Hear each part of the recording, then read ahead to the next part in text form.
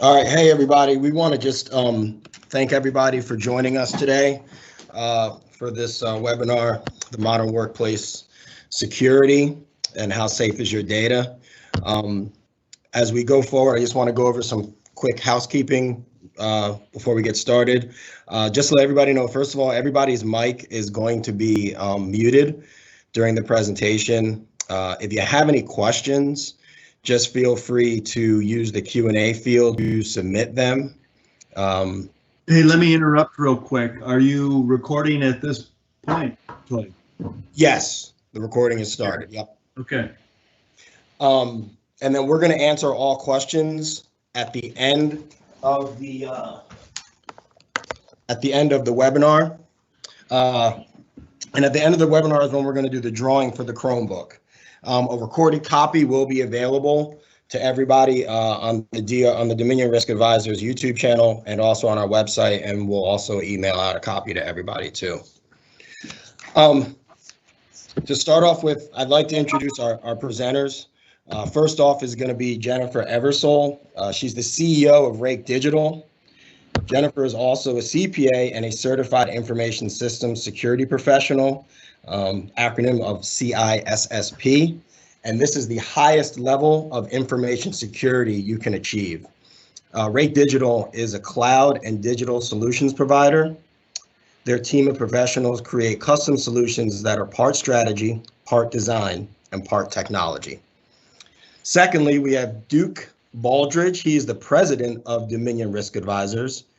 Duke joins us with over 30 years of the insurance industry and has seen it all. Dominion Risk Advisors is an independent insurance agency and is a trusted advisor to their clients. Lastly, but not least, is Jim McHugh, who is the Senior Director of Sales for Rake Digital. Before we dive into it, I just wanted to, point out something. Right now, with more people working remotely these days, business owners are so vulnerable to a cyber attack. Cybercrime right now is up 600% due to COVID, and 48% of the attacks are due to employee negligence. With organizations falling victim to ransomware every 14 seconds in 2019, and it's anticipated to climb to every 11 seconds in 2021, and this is costing businesses on average $200,000. It is no wonder why cybersecurity and cyber insurance is a necessity these days. Without any further ado, I'd like to go ahead and turn it over to Jennifer and let her talk to you a little bit more about how we can mitigate the risk of a cyber attack. Go ahead, Jennifer. Okay, great, Toye. Thank you. So thanks to everyone for coming. I hope everybody can see my screen fine. So if not, just send a message. But hopefully this will go well.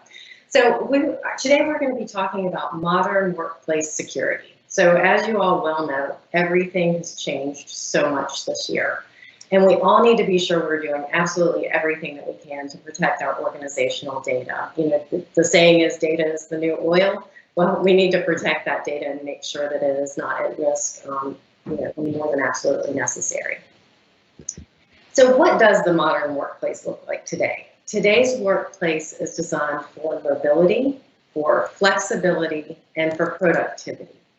So in the years leading up to this year, we saw the rise, and in some cases we saw the fall, of the open workspaces. There was a huge trend to have all of these collaborative spaces where desks were next to each other so that people could participate and speak to each other, almost continuously.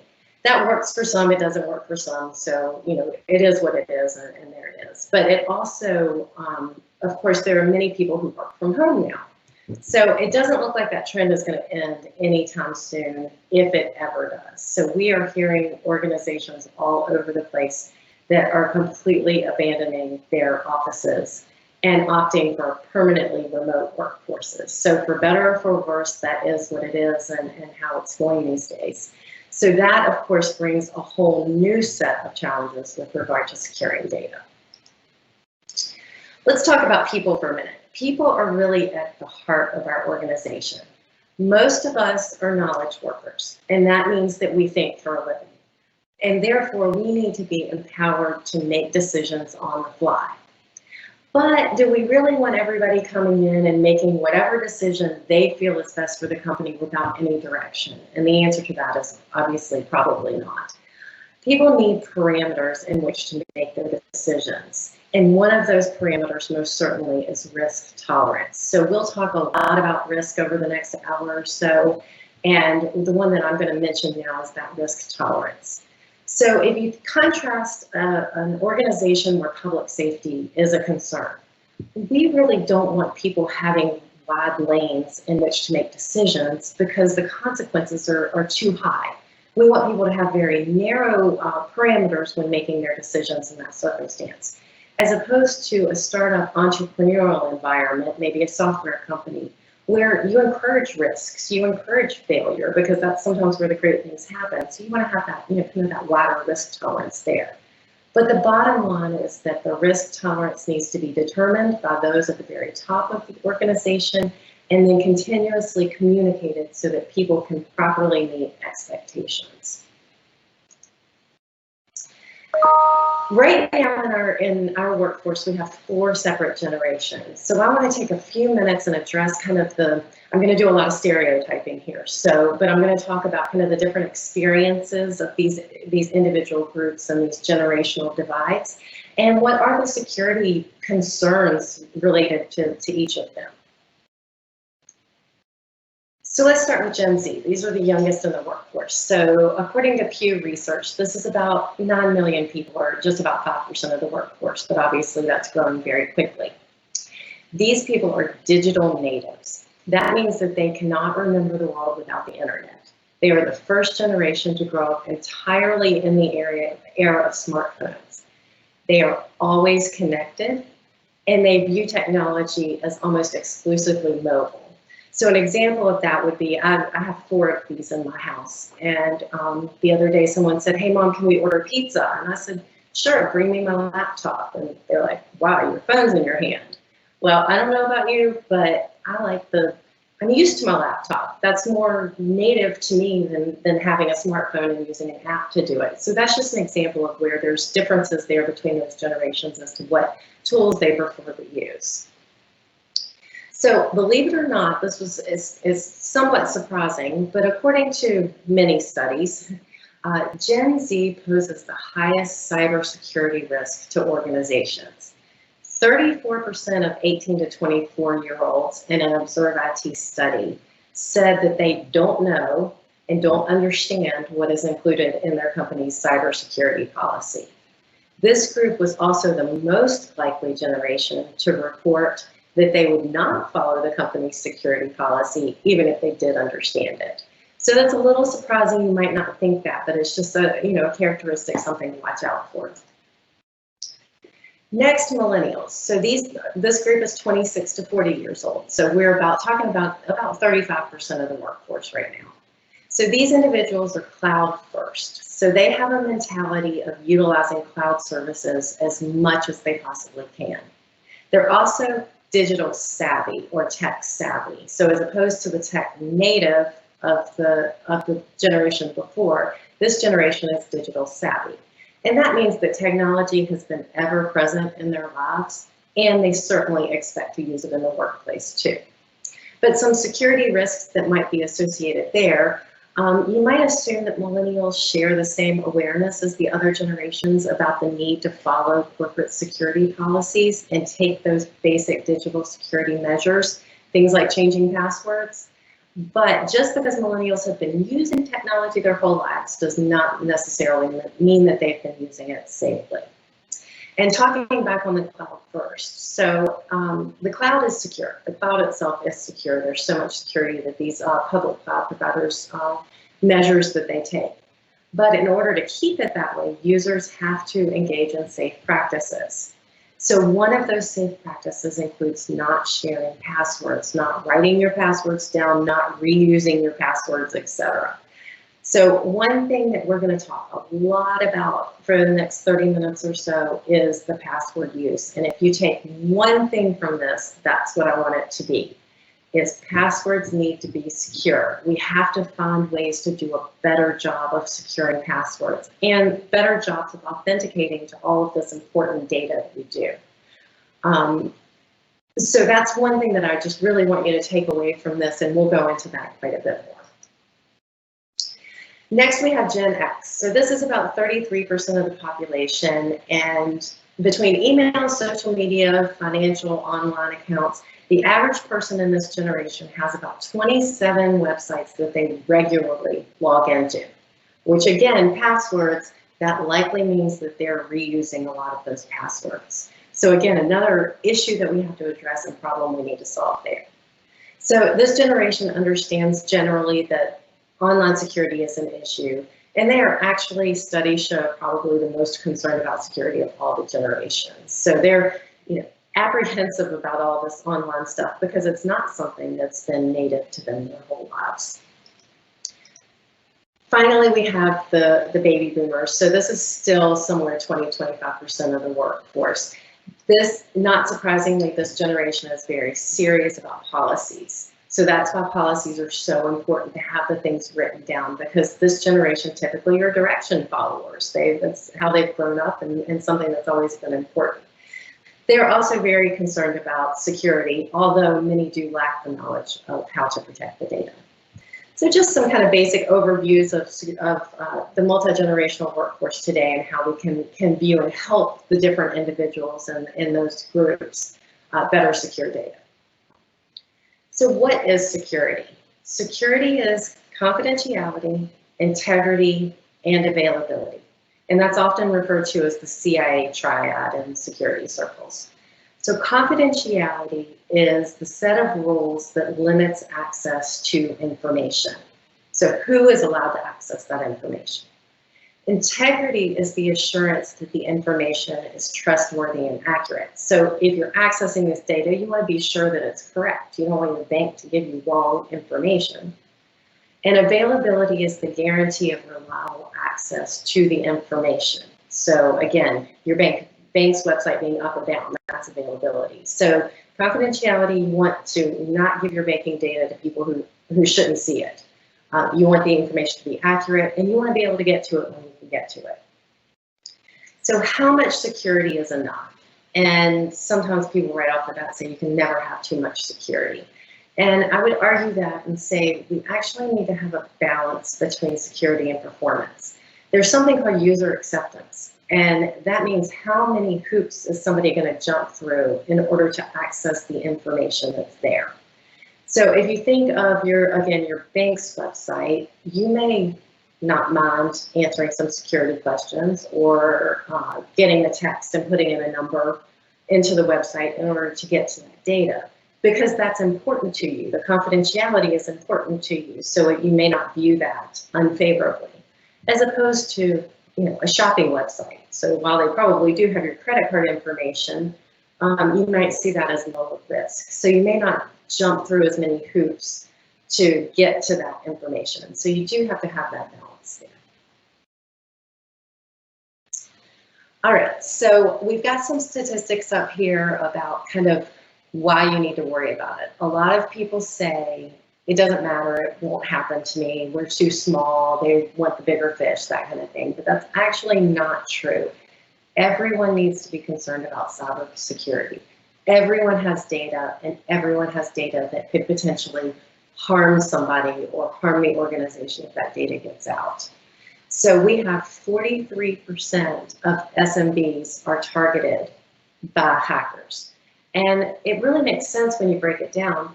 These organizations are smaller, they have fewer resources, and not to mention SMBs are drivers of the economy, so there's a lot there that could be of value.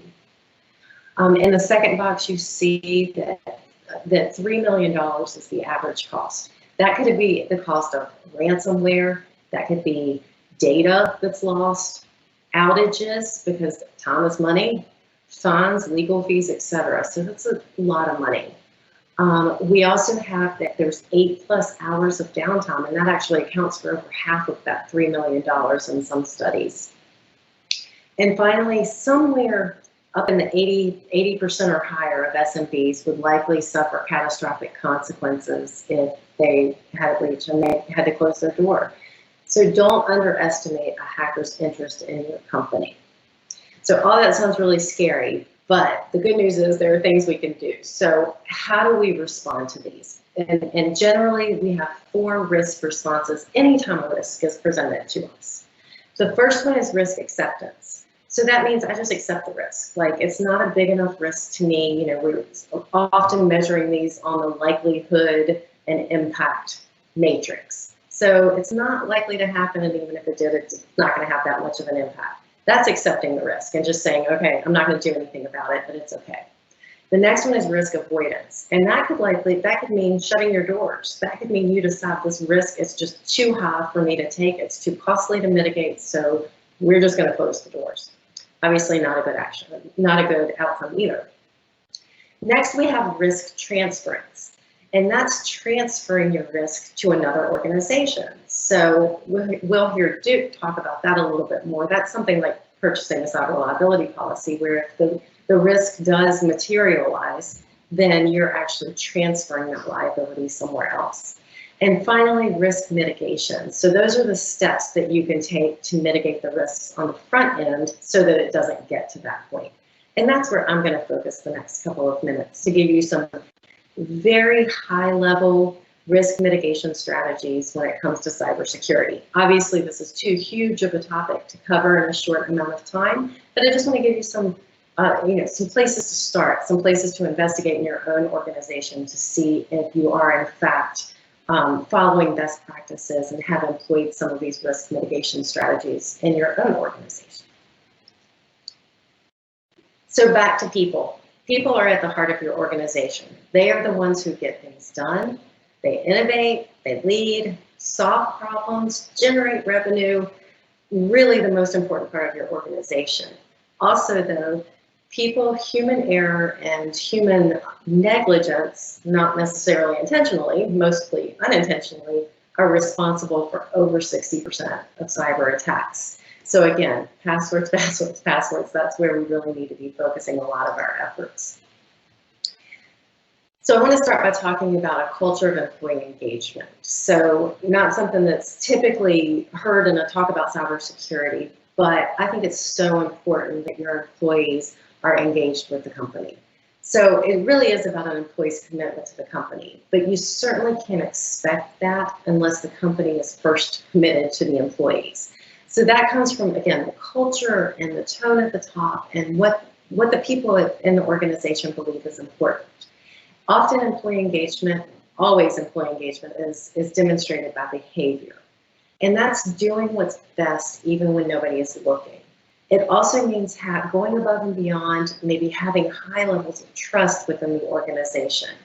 That naturally leads to a cybersecurity friendly culture. And an example of that, if you have an employee that gets the email and it has the link in it and it says, this is your bank and we need to get some information, so click this link. And they click the link, and then after they click it, they think, uh-oh, I really shouldn't have done that. But nothing bad happens immediately. If you have this culture of employee engagement where people do what's best when nobody is looking, they're going to come to you and say, hey, I think I might have just messed up and did this. And they're going to trust that it's all going to be okay. You did the right thing. You came and told us. And then we're able to investigate and possibly thwart an attack because of that. So that's why that's so important. Again, that culture of security. Security is everyone's responsibility. So it's not the IT department, it's not the board of directors, it is literally everyone in the organization. And therefore, the organization needs to make sure that people are fully educated and prepared. You need to start with having a security policy. So that identifies the rules and the procedures to individuals accessing and using the IT assets and resources. Educating about the culture of security absolutely starts with onboarding. It needs to be something that new employees hear from day one to know that this is actually something serious and not just a page in a handbook that everybody talks about on day one and then ignores. We definitely need continuing education. These attacks change constantly. So we need to have continually education on what's new out there, what do we need to worry about today? They're getting more and more sophisticated, so we have to have that. Then periodic assessments. We want to make sure that our program is working. So, even asking employees, some go so far as to hire people to try to call employees and perform social engineering attacks. So that would be calling an employee and saying, you know, hey, this is the bank and I need to get your password because, you know, you're not going to be able to get in until we do. And just seeing if it happens. So that would be one way to do an assessment of it. Obviously, clear and concise communication so that people know what the rules are. And as with everything else, it starts with the tone at the top. People, the people in the boardrooms need to walk the walk and not just talk the talk. So let's move on for a few minutes to some new modern workplace trends. So again, 2020, crazy year. We've seen lots of things happen, lots of changes, and with that comes some security risks. So let's move on to just a couple of things that have really dramatically changed over this year and what we need to do to address those things. So the first thing we'll talk about is work from anywhere. It's not even called remote work anymore. It's work from anywhere. You may be working from home, you may be working from the beach, you may be working from your car. You know, it really is anywhere. Or you could still be in the office, as some people are. So this obviously adds security risks in accessing networks from your network data from outside of the office. So back in March, when they closed everything down, and we had to figure out what in the world are we going to do? How are we going to continue to keep our businesses afloat and have people working and accessing information? And many scrambled for VPNs, remote desktop services, and each of those presented their own security risks when it comes to them not being set up properly. Sometimes installing the VPN means that you're trusting that wherever you're installing that network is secure. So they all have their place, and they all have their flaws that can be addressed and need to be addressed. But many of us were not prepared for that. We just weren't prepared for the day when the country shut down. But now we have the luxury of our hindsight, and I think even as and if things go back a little bit more to normal, whatever that's going to look like, there are certain things that we can do to mitigate the risk of that happening again.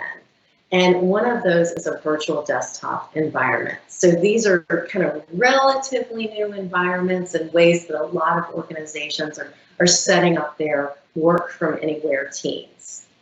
So a virtual desktop environment means that you're able to, again, to work where you're most productive. So that could be at home, it could be in the office, it could be anywhere else.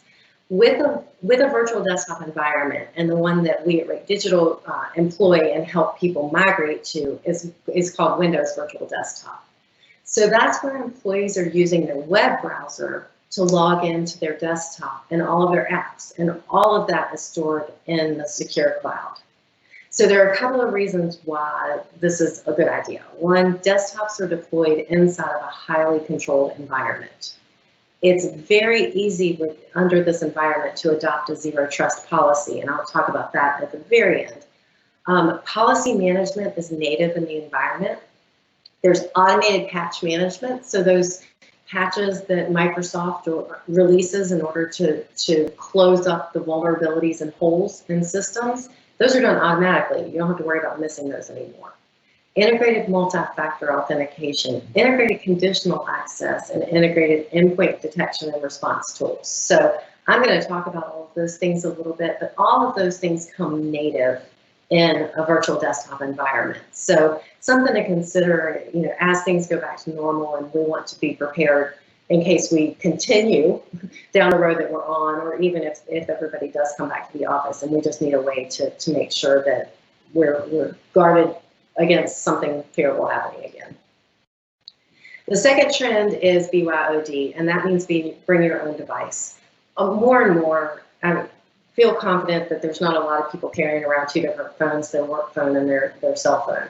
You're using the same device, and that, of course, presents risks. So we suggest a mobile device management policy. The Microsoft version of that is called Endpoint, and it sets rules and configuration settings. So basically what it says is, if you're going to use this phone for work, you have to have a password on your phone. Otherwise, you're putting your data out there in the world for anybody to access, and people lose phones. People have phones stolen, lose them. You need to have a way to monitor whether or not these policies are being enforced. And it also segregates the personal data from the organization data. So once you have this installed, and again, it's usually not a user acceptance problem, you're just asking people to put passwords on their phone, which most people do anyway. And you need to have policies. So that would be if I'm out to dinner one night and I lose my phone, I need to have a way to 24/7 immediately notify somebody that my device has been lost or stolen. And then the plan goes into place, which means that the individual who is in charge of the mobile device management is able to wipe the phone of any apps containing company data. So kind of a simplified example of that is Office 365. We need to be able to take Office 365 off of that phone since its whereabouts are unknown and potentially in the hands of hackers. And finally, in regard to modern trends, we want to talk about the more sophisticated attack vector out there. So these increasingly sophisticated attacks are often focused on endpoints as easier targets for infiltrating a network. An average IT department manages hundreds or sometimes even thousands of endpoints across the network. So that's a lot of endpoint management. And now it's growing exponentially. So you've probably heard of the data explosion. The data explosion comes from Internet of Things. It's everywhere. We have data everywhere, and there are so many endpoints. We have smart refrigerators, smart watches, smartphones, smart TVs. Then we have our laptop servers, tablets. You know, all of those things are endpoints, and so they can become an open door for cyber attacks. So we really have to take a look at all of those endpoints and make sure that we have those properly protected. So endpoint detection and response tools provide a means for the continuous monitoring and analysis to more readily and easily detect and prevent advanced threats. So the primary functions of EDR security systems are to monitor and collect the activity data from the endpoints that could indicate a threat, and then to analyze that data to find threat patterns, and then to automatically respond to those threats to remove or contain them. So there's a lot of AI going on here, a lot of, they get smarter the longer they're on your network because they're able to identify anomalies once they have a baseline of what your network activity would look like. So a lot of times we think about security on endpoints as antivirus, and antivirus definitely, but this goes a step further. So again, once again, the passwords. This isn't just for malware. So if you have a hacker, they can go after some individual in your organization. And this is done with bots, not necessarily somebody sitting there, but maybe on social media, the hacker finds out that the employee just bought something on Zappos. So now they know they have a Zappos account, or whatever it may be. And so maybe they go try to hack that password. Now that password is the same as what you're using in the network. So now that hacker can come log into your network and sit there and wait. And oftentimes they find that the hackers have been on the network for weeks, months before the ransomware attack took place. And they logged in. They put in a username and password and authenticated and logged in. So normal standard or traditional endpoint protection may not catch that. But endpoint detection and response goes a step further and looks for, say, malicious scripts that are running, unusual activity, anomalies, so that we can correct and, again, hopefully thwart that attack. So those are just three of the things that we've seen in this year that have really popped up as prevalent things that we really need to get on top of and get on top of quickly. But then we need to go back to the fundamentals as well. So I'm going to really quickly go through this because I talked a little longer than I wanted to, but really quickly go through the fundamentals. And of course, this information will be available to you for you to go back and say, okay, are we doing all of these things? So first, we'll talk about email for a minute. We need to make sure that we have advanced threat protection. So that's going to, again, it uses the AI and machine learning that we talked about, but it's looking for malicious emails sent by senders. So it looks at the information contained in the email. Does it have attachments? Where is it coming from? Is this a mass email sent to millions or an individual? So it also allows for opening attachments in an isolated sandbox. So if you have a user that opens an attachment that might be malicious, it can open in an isolated, away from your environment, the rest of your environment. Next is encryption. We want to make sure that our email is encrypted so that only the authorized recipients can access the information. External emails should be clearly labeled as such to give people that extra little visual of, okay, I need to take a second look at this link before I click on it. Data loss prevention prevents you from sending sensitive information potentially. So it can look and say, okay, this looks like it has a social security number in it. Maybe we shouldn't be sending this, and prompt the user to not send that email. And finally, we need education about social engineering. So again, those email links, everybody needs to know, do not click on a link unless you know exactly what it is. Next is access management. So I always say, who's guarding your front door? Access management is really the point I want to drive home here. Again, passwords, multi-factor authentication. If everything needs multi-factor authentication, period. Authentication comes from 4 different things. Something you know, so that's your password. Something you have, your phone. Something you are, my biometrics, and somewhere you are, so my location. So multi-factor authentication means having any combination of 2 or more of those things to authenticate. So if a user has the same password on multiple accounts and somebody finds it, because I will tell you, your passwords are on the dark web. If you've ever reused a password, it's on the dark web. So just know that for a fact. If somebody knows that, that's not enough. They have to be able to get to your text, your Google Authenticator, your Microsoft Authenticator, or they have to have your fingerprint in some case of biometrics, or they have to be sitting in your office in order to do that. So these are all things that you need to have 2 forms of authentication on everything that you access. Even your Facebook account, Facebook, you link to all of your other accounts, so that's even more important. So if your systems that you're using, especially in a work environment, don't have multi-factor, find new systems, because we're past that point. Everything needs to have. We also need to have least permissions. So when a new employee comes on board, we want to give them rights to as little as possible and then add to that, as opposed to granting access to everything and saying later I'll pare it down, because chances are you won't do that. Role-based access control means not coming up with new set of permissions for every user. You want to have it by role so that they're predefined. Expire passwords to require them to change frequently. Termination procedures or offboarding procedures to make sure that your former employees no longer still have access to your data. Password managers are critical. They are secure and allow you to have unique, complex passwords across accounts. And it's really not that inconvenient to have those unique, complex passwords when you're using a password manager. And finally, password complexity requirements. It's infinitely more difficult for hackers to guess a complex password than a simple 4-character password.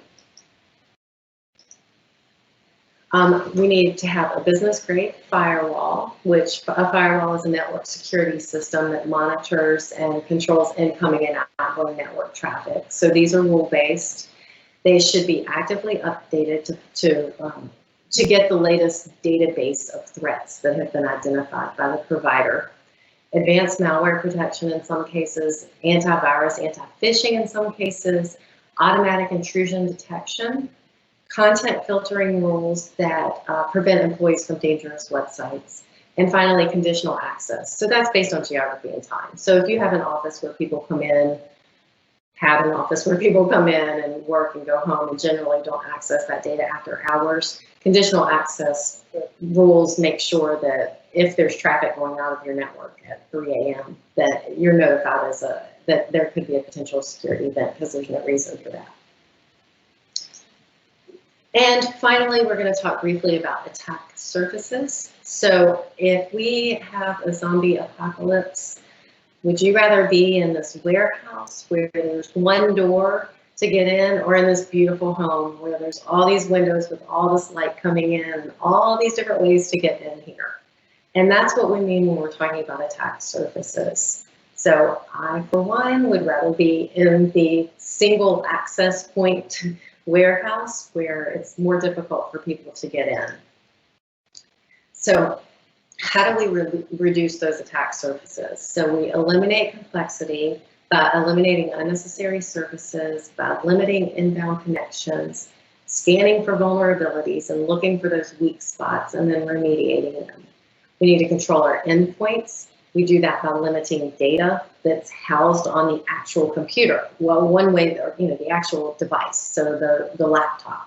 One really awesome way that we've already talked about to do that is that virtual desktop environment. The data's not on the computer. If you lose the laptop, it's okay, because there's not actually, you're kind of back to the days of the dumb terminal, where you're just using that to access the mainframe, which is now the cloud.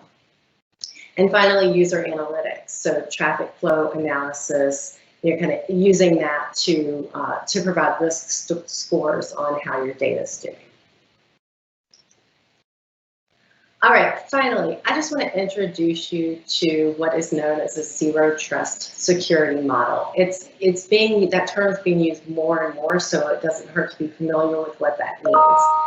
Zero trust is a security concept that's centered on the belief that organizations need to automatically not trust anything inside or outside the organization.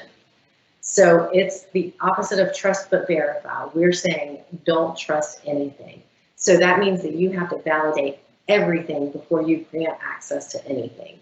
So you can see there are 5 main pillars of the zero trust security model, and these vary from model to model, but for the most part, it's data, networks, people, workloads, and devices. So that sounds kind of bleak and scary that we've gone to this world of zero trust, but it really is important to keep your data safe. So I just wanted you to be familiar with the concept in case you run across it on your security journey. So all that being said, we have talked a lot about new trends and risk mitigation techniques. So now we're going to turn it over to Duke, and he's going to talk about what happens in the event that one or more of these measures fail and you do experience a security incident.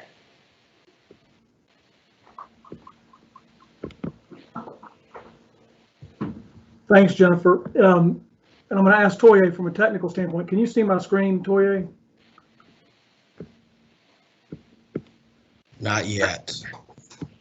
You'll have to go ahead and share it. Share it.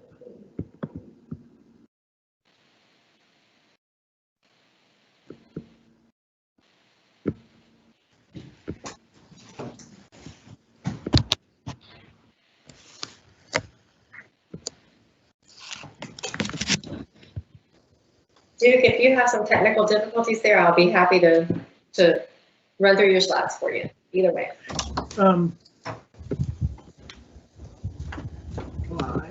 not working. Just a second, y'all. So you're going to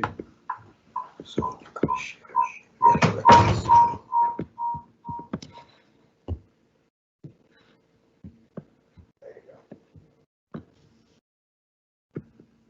Shared? Yep, no, it's going to share. Now you're live. Okay. Can you all see my screen now? Yep. Yes, we can. Okay, great. Well, thanks, Jennifer. Jennifer's done a great job of reviewing some of the key steps in the risk management process for data security. Like any exposures to loss, you should create a process for managing risks. As Jennifer mentioned, there's a balance between security and performance, and she alerted to concerns about user acceptance. So you got that challenge, and risk management is just like that. It has to be simple enough for the people that you're trying to get to modify their behaviors to adapt. The key steps to the risk management process are, let me get over here. Identify. Effective risk management begins with identifying what can go wrong. Jennifer's been sharing weaknesses in your data systems from storage to access. You need to identify what are those weaknesses and threats, and then you analyze it. You figure out what do we need to do to control those exposures to loss. And a good place to start, and this is with any risk management endeavor, is to consider the severity and the probability of loss. And with that, you're going to be able to set priorities. This is a good matrix. And Jennifer alluded to this earlier too. there are times when you may even need to eliminate the risk. That it's just too great. The return on having it is not going to work. Hold on for 1 second. Your notes are showing. Go to slideshow.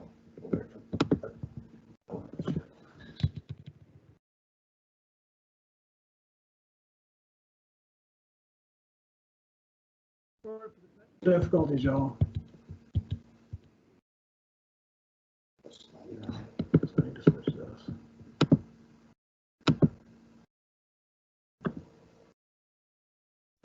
That's not working. Yeah, you're good. Okay, sorry about that, y'all. So this risk matrix is a really good way to set priorities.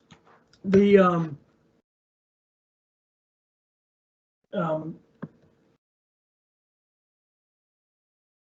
next step is, sorry about this, y'all, is to take control, eliminate risks with limited benefit or critical severity, mitigate exposures that can be managed, train employees and stakeholders, and engage partners to help you. And once that has been done, you need to consider how you'll finance the risk. Jennifer even talked about this. She gave the statistic, 83% of businesses lack the resources to deal with a data breach. And that would be through what's inadequately done would be called internal financing. So you can finance it through internal balance sheet and or cash flow, but that may not be enough. You can also do it through contracts. You transfer risk by written agreement. That's a financing technique. But then finally, in the place where we're going to have the most success, and now that I got the slides in the right place, is through financing through purchasing insurance, cyber liability or cyber and data security insurance. Insurance should always be the last resort. Just like with fire insurance or property insurance, it is very difficult for a business to respond back to normal business operations following the disruption, the interruption, the fire. And the same thing applies. Insurance is available, though, to protect you in the event that you have a breach. And we're going to talk about some claims examples and the way that this product will protect you. What does cyber liability insurance do? We break it down into two buckets. The insurance to protect your property, your data or information, and your income stream. We call that first party, yours. And then the property of others, the data or critical information, confidential information of others. We call this third party insurance. And those are the two major buckets. There's a lot more to it than that, though. Who needs it? Everyone. Every business is exposed to this. While cyber criminals are very sophisticated and sophisticated organizations are vulnerable, they're going to look for the path of least resistance, and everyone is vulnerable. In the first of those two tranches of coverage, we want to let you know what does first party do, and then we'll maybe talk about some claims examples. First party insurance covers, again, your assets against things like malicious code or destruction of data accidentally or intentionally, cleanup from malware, ransomware and its response, including the services that you need to respond to a ransom demand, natural disasters, accidents, data loss. Importantly, reputational risk. You may suffer public relations expenses. A good cyber liability policy will pay for those expenses and protect your relationship with the general public and your immediate stakeholders. And then finally, it can disrupt your revenue stream. And so you can have the insurance written in a way that will protect your lost business income. Third party, on the other hand, is looking away from the organization itself, although it does include employees. So a third party claim would be business partners, vendors, suppliers, customers, the general public, people you don't even know, and particularly the confidential information of your employees and your customers. You have possession of that. There's an assumption and an expectation that you're going to protect that data. And if you fail to do so accidentally or through some kind of malicious act by an outsider or an employee, you want to make sure you have protection for that. First of all, U.S. law requires that you notify people whose personally identifiable information has been breached of the breach, and then you have the secondary expenses of protecting them and or ultimately for damages that they may have incurred by a criminal using their identifiable information that you accidentally shared. It covers the actual damages sustained by that third party, including damage to their systems. And again, reputational protection for your customer, your relationships with your customers, your suppliers, and your employees. They want to know that you have protection, and they want to see you respond in a way that's coordinated and effective. If it happens, I mean, we all hope it doesn't happen, but if it happens, you need to make sure that there's a coordinated response. All right, we talked about first party, we talked about third party, then there's some other things that sort of fall into a gray area that could be expenses on either side. Jennifer alluded to social engineering coverage, and we're going to give you a claims example of that. If you wire funds, if you share information, if you're vulnerable to a phishing scheme, you need to be extraordinarily careful. That's a new coverage, and it's really important for us to talk about it. But there are other things that could come into play: forensic expenses, legal expenses, again, the notification expenses, and fines or penalties from a regulatory authority. Real quickly, I want to run through some claims examples. I've always felt like if you explain what could go wrong, it may resonate more directly with a business owner. But there are countless. We are scratching the surface on how these really effective criminals can compromise your important information. Stolen identities. A hacker stole Social Security and bank accounts from details of its employees and customers, and you normally have confidential information about employees as well as your employees. Information was sold to a website who then used it to create false identities. The ultimate loss was $900,000. I'd like to thank Chubb Insurance for sharing these claims examples with us. Lost data. An employee's company laptop left on the train. If you have virtual desktop, you might be able to take care of this. I talked to Jennifer about that. But the company had to pay for notification to its customers of all.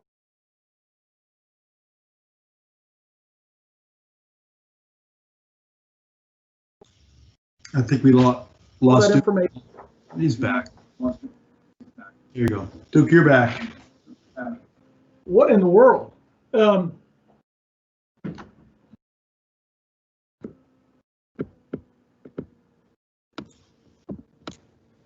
And Duke appears to be. Yeah. Are you back, Duke? Laptop contained files of private financial information of the employer's customers. Company had to pay notification to its customers that its private financial information was no longer secure.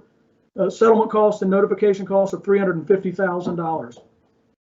Disgruntled employee stole personal client information and published it online. When the clients found out about this, they took legal action for invasion of privacy.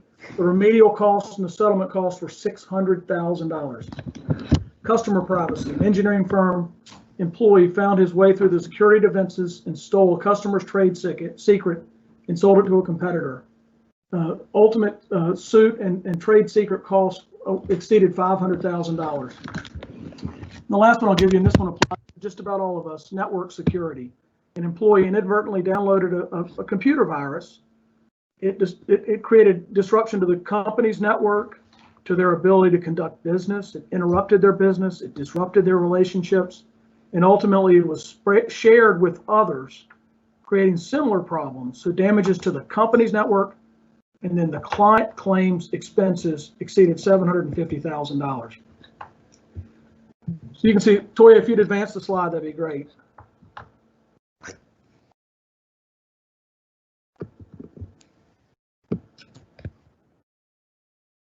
The final step in risk management we talked about: identify, analyze, control. Spent the bulk of our conversation about transfer and insurance when we could get the technical stuff of this right. And then the last step is administration. Risk management is an ongoing process, and administration is so important because when we or your broker apply for cyber liability insurance or data security insurance, we need to be able to demonstrate that you have good controls. Our mutual buying power is much better when you have the controls in place. So it's important that you have a committee, an organization, a method, and a process that demonstrates that you have the controls in place. Jennifer shared their beautiful dog. I want you to know that Rake, not only does Rake have a pretty dog, but so does Dominion Risk Advisors. And with that, I'll turn it over to Jim. All right, gang. Can you guys hear me okay? Yes. Somebody give me a nod. Okay, very good. All right, so we have a few questions.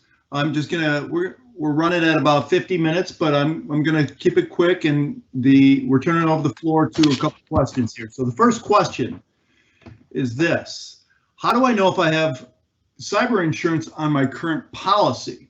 And if I do know that, what are the risk exposures you've discussed or covered?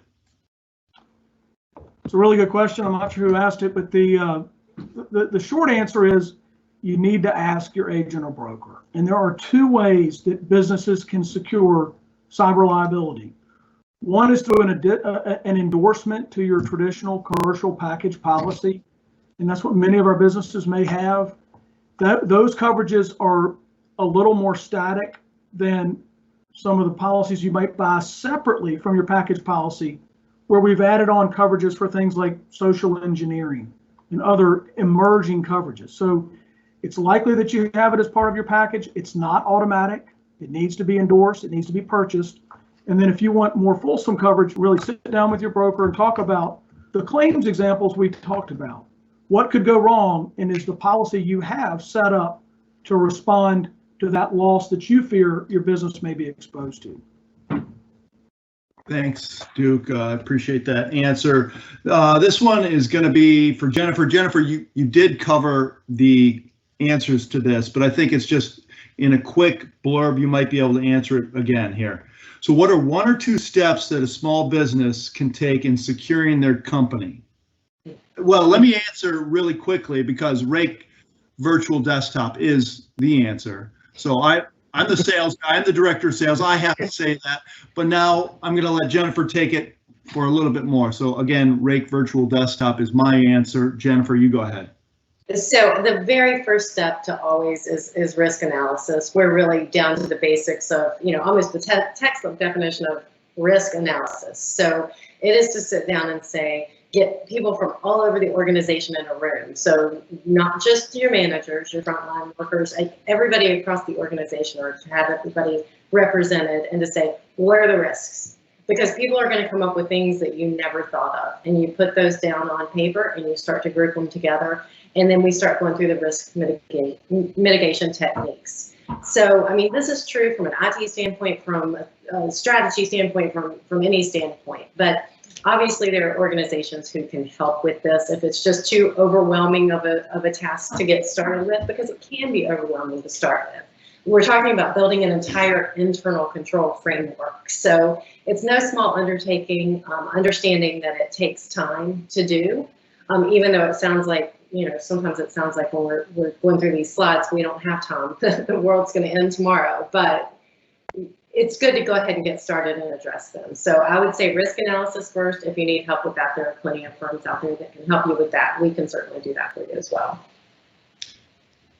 So in the interest of time, I actually have a couple other questions, but I'm going to have to reach out to those people individually, and so wait for my response individually, people who have sent in those questions. But you guys have been waiting for the computer drawing. So I got out my old floppy camping hat here, and I've actually taken all the participants that signed up. You can see you're all in there.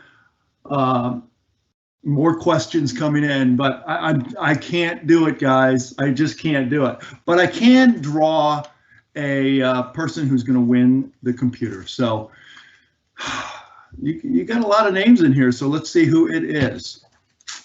All right, I don't know this name, this person, Wayne Dennison.